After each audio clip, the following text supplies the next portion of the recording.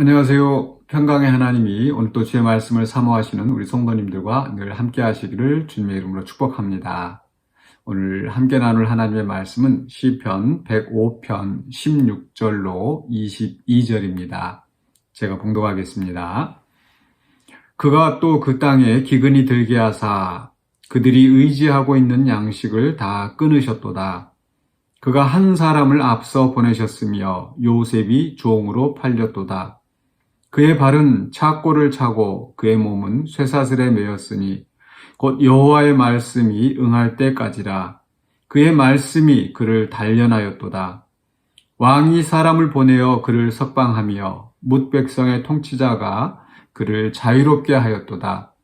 그를 그의 집에 주관자로 삼아 그의 모든 소유를 관리하게 하고 그의 뜻대로 모든 신하를 다스리며 그의 지혜로 장로들을 교훈하게 하였도다. 아멘. 네, 오늘 말씀의 제목은 단련하시는 하나님입니다. 시편 105편은 역사시로서 이스라엘의 아브라함 때부터 또 그 이후에 그 약속의 땅에 들어가기까지 장구한 역사를 기록한 시입니다. 역사시이다 보니까 그 속에서 하나님께서 다양하게 활동하시고 또 하나님의 다양한 성품을 우리에게 보여주고 있는데 오늘 말씀에서는 단련하시는 하나님을 우리가 볼 수 있습니다. 앞서 우리 하나님은 7절에서부터 11절까지 해서 약속하시는 하나님, 미리 계획하시고 또 준비하시는 가운데 또 그 족장들과 약속을 하심으로써 스스로 이 헌신을 다짐하는 그 약속을 또 신실하게 이루시는 하나님이신 것을 말씀하였고 12절부터 15절까지 해서는 보호하시는 하나님께서 약속하신 것을 이루시기 위하여서 그 이스라엘 백성의 조상들이 아직 미약한 그런 상황일 때도 하나님 결코 그들이 어려움 당하지 않도록 이방 민족들에게 억압을 당하는 순간에 하나님께서 지키시고 보호하셨습니다. 그런데 오늘 뜻밖의 16절에서는 이 보호하시는 하나님과 정반대되는 모습을 보여줍니다. 하나님께서 그 땅에 기근이 들게 하셨다. 그리고 의지하고 있는 양식을 다 끊으셨도다. 그러니까 보호하시고 공급하시는 그런 하나님과 정반대로 양식을 다 끊어버리시는 하나님, 왜 그렇게 하셨을까? 결국 지금 이 말씀은 16절부터 22절까지 말씀은 하나님께서 이스라엘 백성들을 애굽에 들여보내시는 그런 과정, 그리고 그것을 위하여서 요셉이 애굽으로 팔려가고 애굽에서 또 억울하게 감옥에 가는 그런 상황을 지금 말씀하고 있는 거죠. 왜 그 이스라엘 백성들이 애굽으로 들어가게 되었는가? 하나님께서 이제 궁극적으로 창세기 또 출애굽기 상황을 보면 그 백성들을 애굽에서 크게 번성하게 하셔서 다시 그 애굽에서 이제 나오게 하시지 않습니까? 그러니까 이 이스라엘 자손들이 기근이 들어서 애굽에 들어간 것은 결코 우연이 아니라 하나님께서 그 약속하신, 하나님께서 계획하신 그 일들을 이루어가기 위하여서 하나님께서 의도적으로 진행하시는 일이죠. 그런 속에서 이스라엘 백성들은 괴롭고 힘든 시간들을 지내오지만 하나님의 뜻하신 바를 이루어 가십니다. 그리고 또 이제 오늘 본문 속의 주인공이 되는 요셉도 17절에 보니까 하나님께서 요셉을 앞서 보내셨다. 결과적으로 요셉이 가서 애굽에서 총리가 되어지고 또 요셉을 통해서 야곱의 식구들이 들어와서 애굽에서 정착할 수 있는 기반이 된 거죠. 그래서 요셉을 통해서 그들이 고센 땅을 얻게 되고 그 고센 땅에서 애굽 사람들과 섞이지 않으면서도 그들 나름대로 그 고센 땅에 정착하여서 큰 민족을 이룰 수 있는 기반이 되었던 것입니다.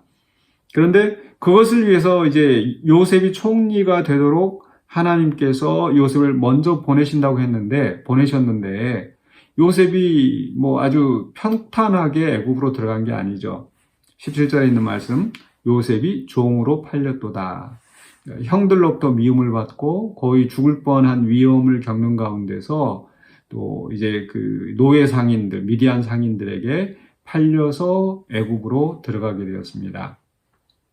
그리고 잘 아시는 대로 팔려 들어가서 보디발 장군의 집에서 그 종살이 하다가 또 집사가 되고, 집사가 돼서 좀 이제 살만한가 싶었는데 또 억울하게 누명을 쓰고 감옥에 갇히게 되고, 뭐 그런 우여곡절을 겪게 되었는데, 이런 모든 일들이 참 요셉에게는 절망스럽고 또 원망할 만한, 형들을 원망할 만하고, 또 그 보디발 장군의 아내, 자기를 억울하게 옥살이하게 한 보디발 장군의 아내를 원망하게 할 수도 있고요. 그런데 가만 돌아보면은 나중에 요셉이 형제들 앞에서 고백하였던 것처럼 하나님께서 그 이스라엘 백성을 보호하시려고 나를 먼저 보내셨다. 그렇게 고백하지 않습니까? 하나님께서 뜻하신 일들을 이루시기 위하여서, 또 요셉을 총리로 세우시기 위하여서 그런 연단의 과정을 거쳤던 거죠. 그래서 오늘 말씀 속에서 여호와의 말씀에 응할 때까지, 19절에 곧 여호와의 말씀에 응할 때까지라 그의 말씀이 그를 단련하였도다. 하나님께서 계획하시는 대로 일을 이루어 가시는 그 과정에서 요셉이 감옥에 갇히기도 하고 또 누명을 쓰기도 하고 종으로 팔려가는 모든 상황들이 있었던 거죠. 그런 속에서 하나님의 말씀이 그를 단련하셨도다. 어쩌면 하나님께서 요셉에게 또 꿈으로 위로하셨던 그런 부분들을 되새기면서, 꿈으로 약속하셨던 부분을 되새기면서 또 그를 위로하시고 또 그의 삶을 인도하셨을 것 같습니다. 물론 창세기에 자세하게 하나님께서 어떻게 요셉을 인도하시고 연단하셨는지 단련하셨는지 나타나 있지 않지만, 그래서 끝까지 요셉이 자기의 믿음을 잃지 않고 견디고, 그래서 때가 되었을 때 결국에 그가 애굽의 총리가 되었던 거죠. 또 애굽의 총리가 되었기 때문에 자기 형제들이 애굽에 와서 정착할 수 있도록 그런 역할을 감당할 수 있었습니다. 그래서 젊은 시절에 그가 힘들고 어려웠을 때는 그런 원망하는 마음이 많이 있었다 할지라도, 또 이제 그 나중에는 그 하나님이 하신 일을 생각하면서 하나님께서 선한 일을 이루셨다. 그래서 형제들 원망하지 않고 누구를 원망하지 않고 오히려 하나님을 찬송하고 하나님을 더 신실하게 따르는 그런 종이 되었던 거죠. 그러니까 결과적으로 하나님께서 그 계획하셨던 일들을 오히려 요셉의 고난을 통해서, 또 이스라엘 백성들이 그 기근이라는 그 과정을 통해서 오히려 그 일들이 이루어지고, 그 속에서 이들은 더욱더 번성하고 또 믿음으로 성장하는 그런 기회를 가질 수 있었습니다. 우리의 인생에 있어서도 마찬가지일 것입니다. 하나님은 분명히 우리를 위하여서 놀라운 계획을 가지시고 또 우리의 삶을 보호하시고, 정말 우리가 끊어질 듯한 그런 위기 속에 있을 때 하나님께서 지키고 보호하셨는데, 어느 순간에는 마치 우리가 하나님께 버림을 받은 것처럼 이것도 막히고 저것도 막히고 정말 고통스러운 그런 상황이 올 수도 있습니다. 그러나 그런 모든 과정들이 하나님께서 우리를 버리셨다거나 또는 우리가 어떤 죄로 말미암아서 죄 때문에 심판을 받는 것이 아니라 하나님께서 우리를 단련하시고 또 그렇게 훈련 과정을 통해서 우리를 더 성장하게 하시고 또 하나님 계획하신 일을 이루어 가시는 과정일 수 있다는 거죠. 그렇기 때문에 우리는 그 단련하시는 하나님을 바라보면서 정말 힘들고 어려울 때 우리는 또 하나님을 의지하고 하나님께서 힘 주시고 또 이끌어내시기를 우리가 간구하면서 나아갈 수 있을 줄로 믿습니다. 어떤 모양으로든 우리가 하나님으로부터 부르심을 받은 우리들은 어떤 상황에서도 결코 무너지지 않습니다. 완전히 무너지지 않습니다. 왜냐하면 하나님께서 여전히 우리를 보호하시기 때문인 줄로 믿습니다.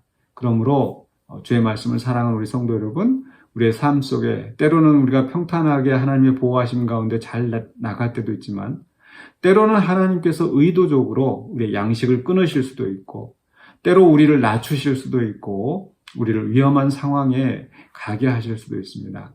그러나 하나님께서는 우리가 감당치 못할 시험을 주지는 않으신다고 했습니다. 우리가 감당할 수 있을 정도로 허락하시는 거죠.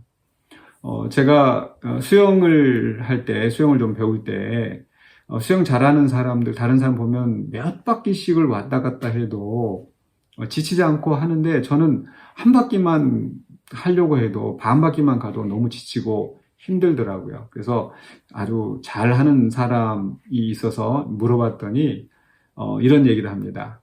내가 정말 숨이 다 차서 하기 어려운 그 순간까지 왔다고 생각했을 때 거기보다 한 걸음, 두 걸음 더 나아가라. 그렇게 하면서 그 역량을 늘려가라, 이런 얘기를 해주더라고요. 과연 그 말대로 했더니 저도 수영을 조금 더 길게 할 수 있는 그런 힘이 되었습니다.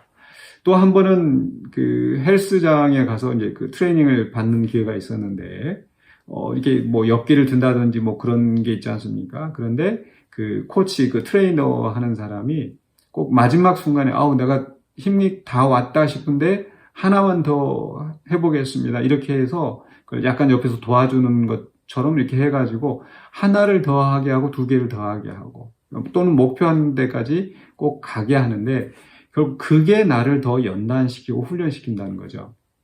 우리 하나님은 우리에게 얼마만큼 우리가 연단하고 또 어느 만큼 우리가 감당할 수 없을지 잘 아시는 줄로 믿습니다.